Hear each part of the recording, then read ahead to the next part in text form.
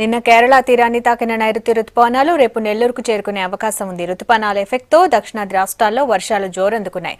దక్షిణ అరేబియా సముద్రం, మాల్దీవులు, కొరిమన్, కేరళ, తమిళనాడు, కర్ణాటకలోని కొన్ని ప్రాంతాల్లో వానలు పడుతున్నాయి.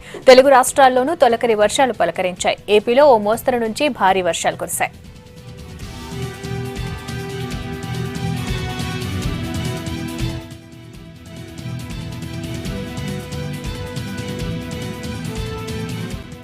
ఇక రుతుపవనాల ఎఫెక్ట్తో తెలంగాణలోనూ వర్షాలు కురుస్తున్నాయి. ఖమ్మం, వరంగల్, కరీంనగర్, నిజామాబాద్, ఆదిలాబాద్, నల్గొండ జిల్లాల్లో 2 రోజులుగా వానలు పడుతున్నాయి. ప్రస్తుతం ఉత్తర కోస్తా, దక్షిణ ఒడిశా తీరాలను ఆనుకుని పశ్చిమ మధ్య బంగాళాఖాతంలో ఉపరితల ఆవర్తనం స్థిరంగా కొనసాగుతుంది. దీని ప్రభావంతో 48 గంటల్లో ఏపీ, తెలంగాణలో మోస్తరు నుంచి భారీ వర్షాలు కురిసే అవకాశం ఉందంటున్నారు వాతావరణ శాఖ అధికారులు. రుతుపవనాలు మొత్తానికి కేరళ రాష్ట్రం తాకి అక్కడ తొలకరి కూడా కురుస్తున్న పరిస్థితి ఉంది. అయితే ఈ రుతుపవనాలు తెలుగు రాష్ట్రాలకు ఎప్పుడు ప్రభావం చూపిస్తాయి, తెలుగు రాష్ట్రాలకి ఎప్పుడు వరుణుడు కరుణిస్తాడు, దీని ప్రభావం ఎంతకాలం ఉంటుంది, విస్తరణ ఎలా ఉంటుంది, తదితర అంశాలపై మనతో మాట్లాడేందుకు ప్రొఫెసర్ రామకృష్ణ గారు. సార్, మొత్తానికి కేరళకు వచ్చాయి ఎప్పటి నుంచి కాస్త లేట్ అయినా వీటి ప్రభావం మన రాష్ట్రాలకు ఎప్పుడు వస్తుంది, ఎలా ఉండబోతుంది? అంటే ఇంకో 2-3 రోజుల్లో రాయలసీమ, తెలంగాణలోకి ప్రవేశించవచ్చండి. అంటే ఉత్తరాంధ్రకు వచ్చేసరికల్లా కనీసం ఇంకొక 5-6 రోజులు పడుతుంది. ద ప్రాబ్లమ్ ఈజ్ ఇప్పుడున్న వానలు ఈ ఫస్ట్ స్పెల్లో కేరళలో ఏమైతే పడినాయో అలా సస్టైన్ అవుతాయని చెప్పలేం. అంటే జూన్, జూలైలో కొంచెం మందకొడిగా ఉండొచ్చు.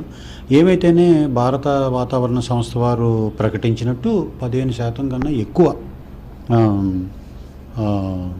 నమోదయ్యే అవకాశాలు ఉన్నాయి వర్షపాతం. ఋతుపవనాల విస్తరణ ఎలా ఉంటుంది అంటే ఇప్పుడు మొదలయ్యాయి, ఎంతకాలం ఉంటుంది, విస్తరణ సమయంలో ఎలాంటి వర్షాలు ఇస్తాయి మనకి దీనికోసం? అంటే విస్తరణలో ఎప్పుడూ ఫస్ట్ స్పెల్ ఎప్పుడు ఎక్కువగానే ఉంటాయండి వానలు. కాకపోతే అవి ఎంతవరకు సస్టైన్ అవుతాయన్నది మనకి ఆలోచించవలసిన విషయం. నేను అనుకోవడం జూను, జూలైలో అంత ఇదిగా పడకపోవచ్చు, ఆగస్ట్, సెప్టెంబర్లో ఎక్కువ పడచ్చేమో అని అనుకుంటున్నాను. ఈ మాన్సూన్ ఎక్స్పాన్షన్ సస్టైనబిలిటీ ఎట్లా అంటే ఒక 30 days ఉండే అవకాశం అంటే ఈలోపు మన రైతులకి ఏమైనా ఉపయోగకరంగా ఉంటుందంట?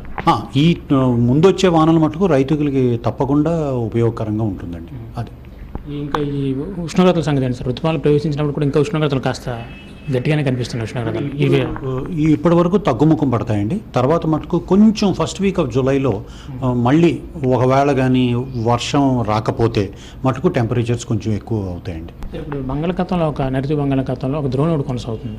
దీని ప్రభావం వల్ల మళ్ళీ అంటే మన తెలుగు రాష్ట్రాలకు వర్షాలు ఋతుపవనాలు వచ్చే లోపు దీని ప్రభావం వర్షాలు కురిసే అవకాశం ఉందంటారు? అంటే ఇప్పుడు మీరు చెప్పిన ద్రోణి కొంచెం బే ఆఫ్ బెంగాల్ పక్కకి వెళ్ళిపోతుందండి. అంటే క్లౌడ్ మాస్ మీరు చూసుకున్నట్టయితే క్లౌడ్ అంతా కొంచెం బే ఆఫ్ బెంగాల్ పక్కే ఉంటుంది. దీని మూలాన మనకేమి ఇప్పుడు వానలు పడవండి. అది అసలు పిక్చర్ పరిస్థితి ఏంటి సార్? ఇప్పుడు పిక్చర్ కనిపిస్తుంది, దీంట్లో మనకి రాబోతున్న రోజుల్లో విస్తరణకు సంబంధించి కానీ మనకి ఇతర విషయాలకు సంబంధించి చూసుకున్నట్టయితే ఇక్కడ ఇదంతా ఆన్సెట్ ఫేజ్ అండి. ఇదంతా ఆన్సెట్ అవుతుంది. తర్వాత ఏమో ఇక్కడ ముందుగా మీరు చెప్పిన ఈ ద్రోణి రీజియను ఇదంతా కొంచెం ఇటు బర్మా అటుపక్కకు వెళ్ళిపోతుంది. దీని మూలాన మనకేమంత పెద్ద వానలు పడవు. కాకపోతే ఏదైనా వానలు పడితే మటుకు ఇప్పుడు ఇంకో ముందుకు వచ్చే ఈ మాన్సూన్ కరెంట్ మీద వానలు పడతాయండి. అది అయితే మొత్తానికి ఋతుపవనాల ప్రభావం మొదలైంది. ఋతుపవనాల తాలూకు ప్రభావం మన తెలుగు రాష్ట్రాలపై కూడా ఒక 4-5 రోజుల్లో పూర్తి స్థాయిలో కనిపిస్తుంది అంటున్నారు.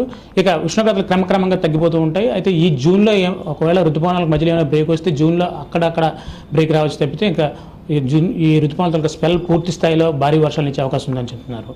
Today person Bhaskar, L Srinivas, V6 news, Visakhapatnam.